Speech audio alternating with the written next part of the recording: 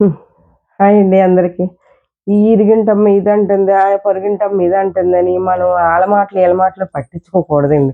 మనకు నచ్చినట్టు మనం బతకాలి. మనం నచ్చినట్టు మనం బట్ట కట్టాలి. మనం నచ్చినట్టే మనం ఉండాలి. మనకు నచ్చిందే మనం తినాలి.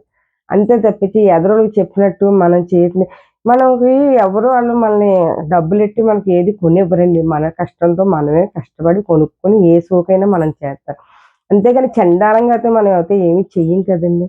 అందుకని ఆళ్ళేదో అనుకుంటారు, ఈళ్ళేదో అనుకుంటారని మనం రెడీ అవ్వడం మానేయొద్దండి. రెడీ అవ్వండి.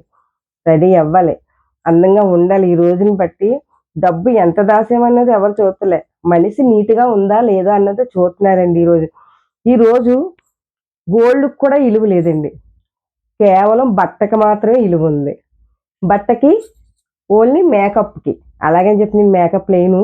ఏదో కొంచెం పౌడర్ రాసి, క్రీమ్ రాస్తాను అంతవరకే అండి. అంతే తప్పించి ఒకళ్ళ కోసం మనం రెడీ అవ్వడం కాదు. మన మనసుకి ఎలాగనిపిస్తే అలా మనం రెడీ అవ్వాలి. మనం అలాగే ఉండాలి.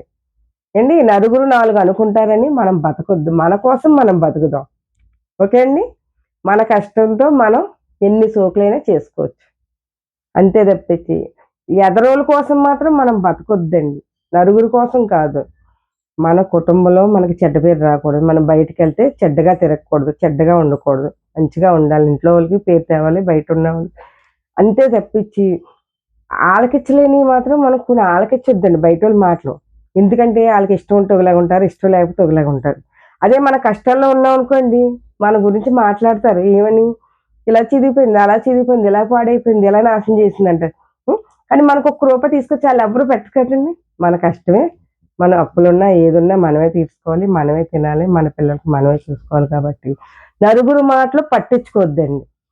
మన మనసుకి ఎలా చెప్తే అలా ఆలకించండి.